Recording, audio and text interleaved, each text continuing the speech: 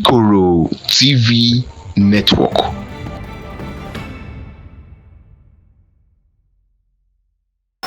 I'm Mrs. Christiana Uzodimma, onye agbali dị Inyi.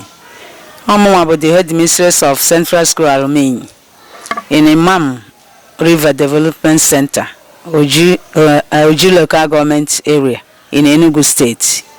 Onye isi biko anyị chọrọ ka ịgwakana anyị bụ ndị ikoROtv Network. Anyị chọrọ ka ịgwa anyị ụmụ akwụkwọ nọ n'eke nwere n'ụlọ akwụkwọ anụwa bụ Central School Alum Inyi. Ụmụ akwụkwọ nwere kịta dị 250. 250. Yes, 250 pupils. Ndị nkuzi nọ n'eke nwere n'ụlọ akwụkwọ.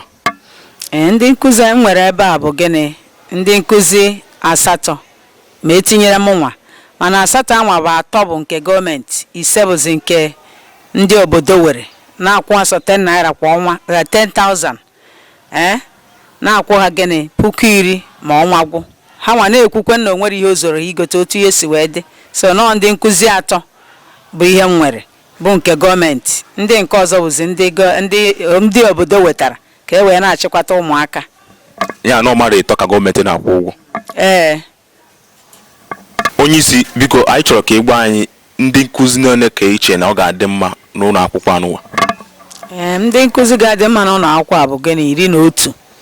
Ọ bụrụ na ha dị 11 maka na anyị nwekwu ECC, ọ bụ sọsọ primary 1 to 6. Anyị nwere ECC class ACC 1, 2 and 3.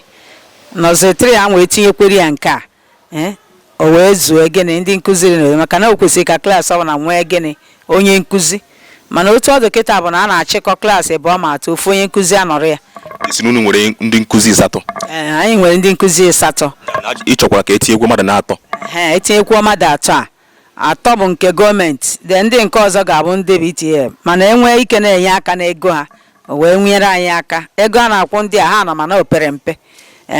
Ndị nke gọọmenti, ndị nke PTA, ndị PTA gọọmenti na-akwụ mmadụ 3 ndị a, mana ndị PTA ndị ọzọ ewere ego ha ezuru 10,000 kwa ọnwa ozuru. Anyị na-ayọkwa na ọ bụrụ na etinyekwere ha ego, maka ụfọdụ sị na ha ga-anazi, anyị na-ayọ ha nọrọ ka a mara onwe otu a ga-esi tinyere ha ego, ha na-arụsikwa ọrụ ike. Onye isi dịka isi wee kwuo isi na enwere nọzri wee ruo na primary 6, enwere ụmụ akwụkwọ na klasis a niile. Anyị nwere ụmụ akwụkwọ nọziri 1, nọziri 2, nọziri 3 bidokwa na 1 ruo na 6. Ụmụ akwụkwọ nọsi n'ime ya nọ na ndị nkuzi ezuru a na-ekpekọ ụfọdụ ọnụ. Unu enwere ebe a na-anyụ nsị, ebe ụmụ akwụkwọ na-anyụ nsị na mamịrị n'ụlọ akwụkwọ nakwa ka ekunu si enekọta anya ma ọ bụ na ọ dị? Anyị nwere Chineke ji ndị bipọt, ndị arụ bipọt wee rụọ anya, mana nsogbu ahụ wọta sistem anọkete mmiri a blọkụ a, so onwe ezi mmiri eji wee na flọs ya. Ya mere na anyị ede yuzi, mana ofu maka ndị nkuzi, ofu maka ụmụ akwụkwọ. So enwere mmiri overhead tank dị ya, mana enwere otu anyị si enweta mmiri. Ụmụaka pekwenụ mpi dị na-eku mmiri a ga na-eyuzu ebe ahụ. So onye bụ nsogbu anyị nwere, mana toilet dị n'ọzi mmiri eji wee na-eyuzu ya. Nọ mmiri bụ nsogbu. Mmiri bụ nsogbu. Onye isi anyị chọrọ ka ịgwakana anyị klaasị 5 enwere n'ụlọ akwụkwọ ọ batakwara ụmụ akwụkwọ ozukworo oke? Klaasị 5 anyị nwere ezurukwa na ụmụ akwụkwọ n'ọjọs na anyị na-ama na-eji klaasị 2 na-anọ n'ofu klaasị, mana o kwesịrị klaasị ọ na-arụ ha nọ na klaasị nke ha. So na ọ bụrụ na Chineke mee amara na anyị niile karụtakwa ụlọ akwụkwọ wee na-aba ụmụaka klaasị ọbụla anọrọ na nke ha, mana otu a na-eme ndị anọrọ a na-akụzi ihe, ụfọdụ a na-ene anya na nke ndị ọzọ mkpọtụ akarịkwue. So klaasị anyị nwere ezuru, anyị ka na-ejiri mụọ ka o wee basị ụmụ akwụkwọ. Wee na-ayọ ọ bụrụ na ụlọ akwụkwọ nke ochie dị emebisigo, ụmụaka ama nọ nwe ebe aja ụfọdụ adago, mana ọ bụrụ na arụgharị anya ụmụaka enwee ike ọbasịa ha ncha. Teaching adịla na-ewe dị effective ụlọ akwụkwọ nke ochie. Ụlọ akwụkwọ nke ochie so o mebiche gozie nke adakachagwa aja a na-adakwu.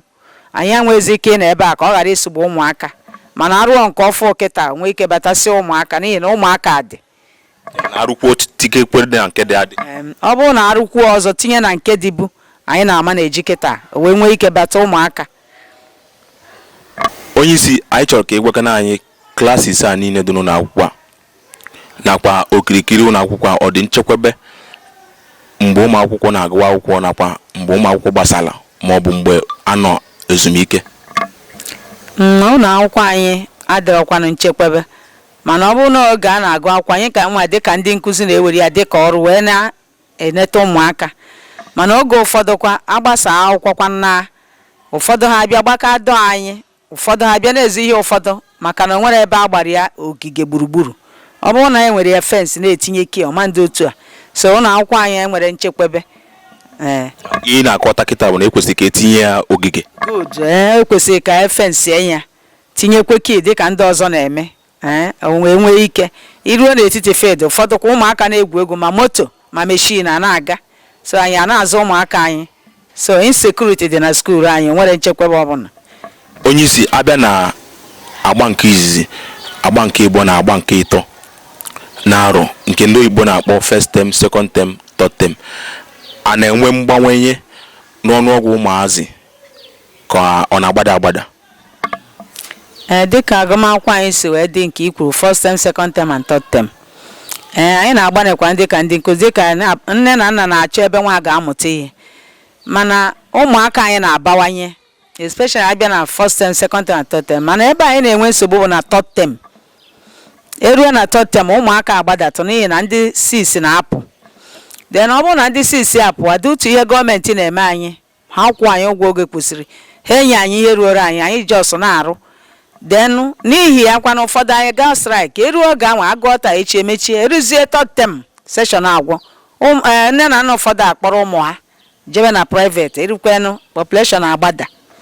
Mana ọ bụrụ na teachers na-agbani gọọmenti na-eme ihe kwesịrị ha, ọ ga-eme ka ụmụaka na-so ụmụaka anyị na-abawanye, mana ihe gọọmenti na-eme erizi kpatara nne na nna ụfọdụ asị agụọta echi akwụsị, ka a kpọrọ nwa agawa ebe a ga na-aga akwụkwọ oge niile, mana ụmụaka anyị na-abawanye. So nọ nsogbu anyị na-enwe n'aka gọọmenti bụ a problem. Onye isi, anyị chọrọ ka ị gwa anyị sọbjekti niile ka e nwere a na-agụ n'ụlọ akwụkwọ.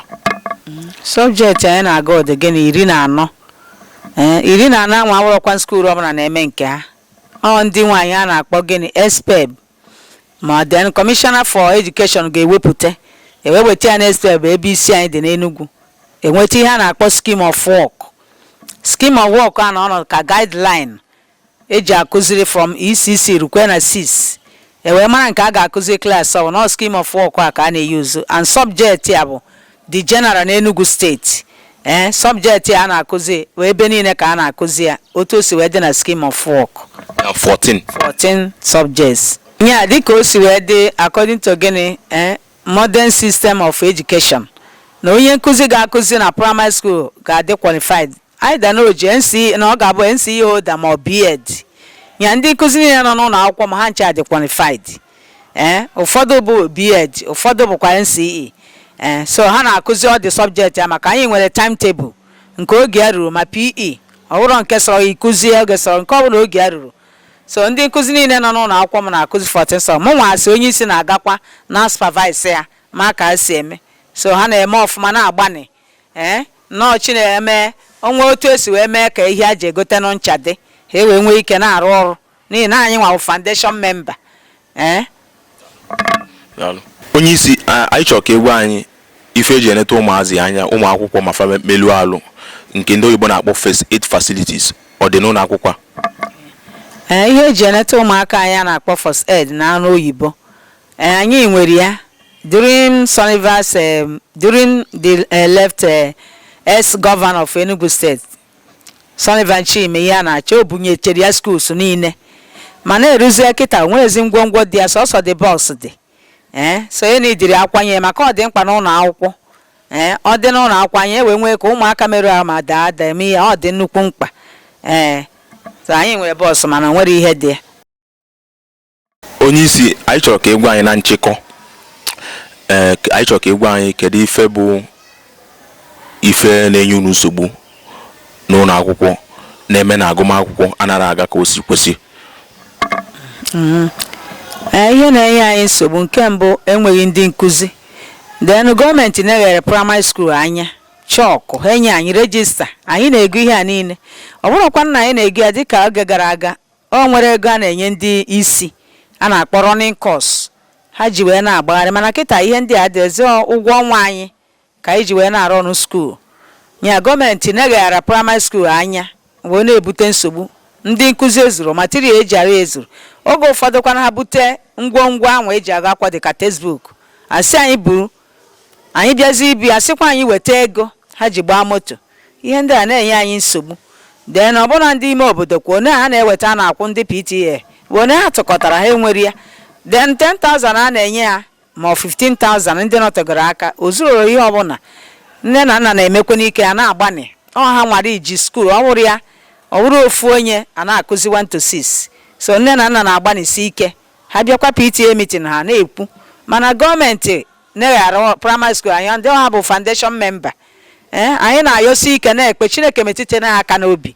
oge ha gụrụ ha mara ihe a na-ekwu uche ha na-achị na praịmarị skuul anyị na-eme ike anyị oge nyekwa n'aka ka ihe gaba nke ọma ihe ụfọdụ adịrọ na-eme agụmakwụkwọ adị agasị otu kwesịrị maka na-achịnye mmadụ ihe o ji arụ ọrụ wee nwee ike ịrụ ọrụ nke ọma nya ihe ọzọ na-echere anyị aka mgba bụ ụlọ akwụkwọ ebe ụmụaka na-anọ ezuru nya ụlọ ochie anyị bụ adịrọzi mma ọ bụrụ na arụkwata ya nke ọfụ ụmụaka enwe ike nọsapụ agha ọ bụ iruo na field anyị ebe anyị na-agụ akwụkwọ otu aka a na-agba ma moto ma meshin anyị adịrọ secured oge niile anyị na-achị anyị adị apụdo breki eme kidnap ụmụ mmadụ nya ịgba fensị gburugburu ụlọ akwụkwọ dịkwa anyị mkpa ọzọ bụ recreational gịnị material ihe ụmụaka ji egwu egwu na-eme onwe ha obi ụtọ ma band nke anyị nwere emebisigwo ụmụazị bịazie ha nọrọ anya mara ihe anyị ga-eme mana arụ ọrụ ụmụaka ihe ndị a dịka recreational activities ọ dịchakwa n'ụlọ akwụkwọ ndị ọzọ mana anyị enwere ya eme ihe ndị a ọ ga-eme ka agụmakwụkwọ anyị makarịa ma ọ na-akpọtakwa more population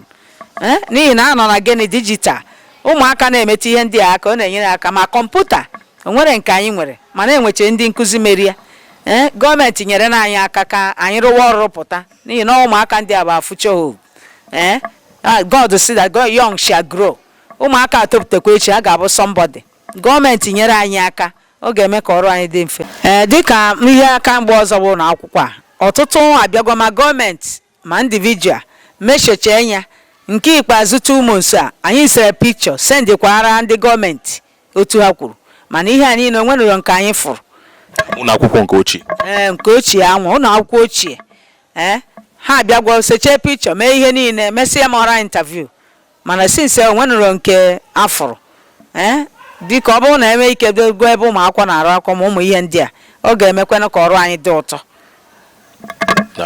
onye isi anyị chọrọ ka ịgwakana anyị gị na ndị nkụzi gị kedu ka isi achịkọ ndị nkụzi gị na ha na-enwe nsogbu kwu na anọ ọfụma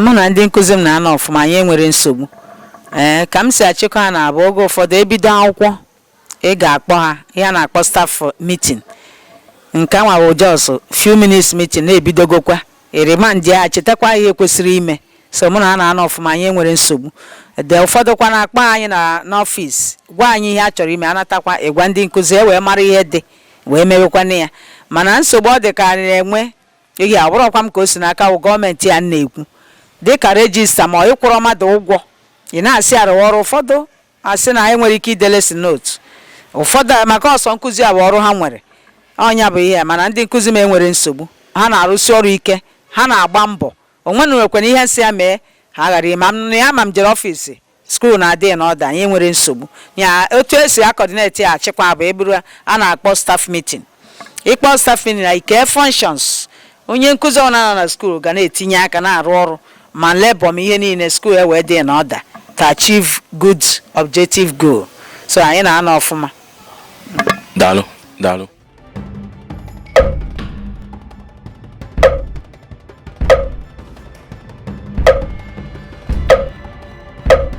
ikoROtv Network.